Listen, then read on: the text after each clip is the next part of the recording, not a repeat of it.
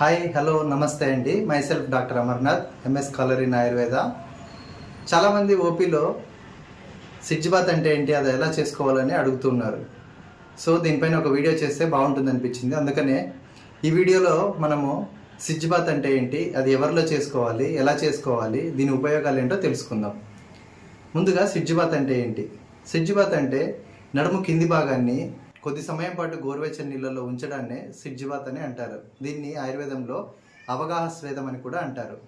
అయితే ఇది ఎవరెవరిలో చేసుకోవచ్చు అంటే పైల్స్ ఉన్న వాళ్ళల్లో, ఫిస్టులా ఉన్న వాళ్ళల్లో, ఫిషర్ ఉన్న వాళ్ళల్లో, అలాగే నార్మల్ డెలివరీ తర్వాత బాగా లాక్సిటీగా ఉంటాయి. సో అటువంటి వాళ్ళల్లో ఆ మజిల్స్ని స్ట్రెంగ్తెన్ చేసుకోవడానికి, లేదా ఎపిజియాటమీ తర్వాత ఆ వూండ్ త్వరగా హీల్ అవ్వడానికి, అలాగే యానల్ యాబ్సిస్ ఉన్న వాళ్ళల్లో కూడా మన సిడ్జిబాత్ని అడ్వైజ్ చేస్తూ ఉంటాం.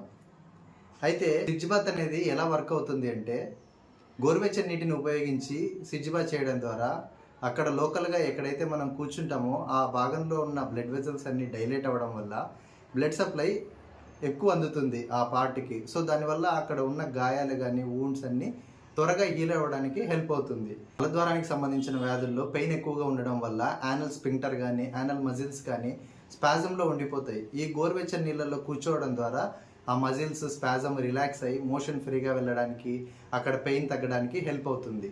అలాగే మోషన్కి వెళ్ళొచ్చిన తర్వాత చాలామంది అక్కడ పెయిన్ ఉండడం ద్వారా ఈ మలద్వారానికి సంబంధించిన వ్యాధులు ఉన్న వాళ్ళు సరిగ్గా క్లీన్ చేసుకోకుండానే వచ్చేస్తుంటారు. సో అలాంటి వాళ్ళు కూడా సిడ్జిబాత్ చేసుకోవడం ద్వారా ఆ ప్రదేశంలో ఏమైనా మిగిలిపోయి ఉంటే మలం కానీ ఇటువంటిదంతా అక్కడ బ్యాక్టీరియా ఫామ్ అయ్యి మళ్ళీ ఫర్దర్గా ఇన్ఫెక్షన్ అవ్వకుండా ఈ సిడ్జిబాత్.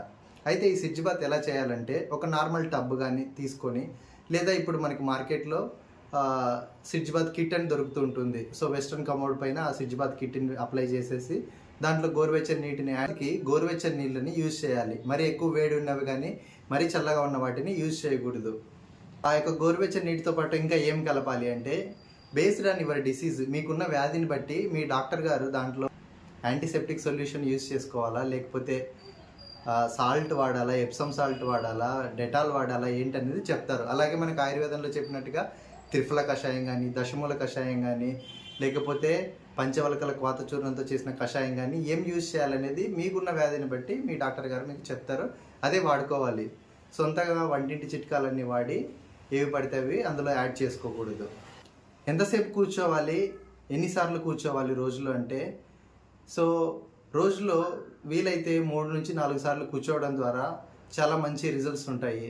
లేదు వర్క్ షెడ్యూల్ వల్ల బిజీగా ఉన్నట్టయితే కనీసము 2 సార్లైనా కూర్చోవడానికి ప్రయత్నం చేయాలి. కూర్చున్న ప్రతిసారి 15 నుండి 20 నిమిషాలైనా కూర్చోవడానికి ట్రై చేయాలి. అలాగే మోషన్కి వెళ్ళొచ్చిన ప్రతిసారి కూర్చుంటే ఇంకా బాగా హెల్ప్ అవుతుంది.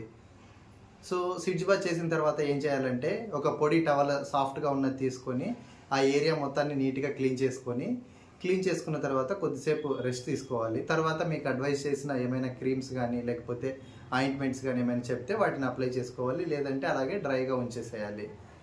అక్కడ తడిగా ఉన్నట్టయితే తర్వాత ఫంగల్ ఇన్ఫెక్షన్ కానీ లేకపోతే ఈచింగ్ రావడం కానీ జరుగుతూ ఉంటుంది.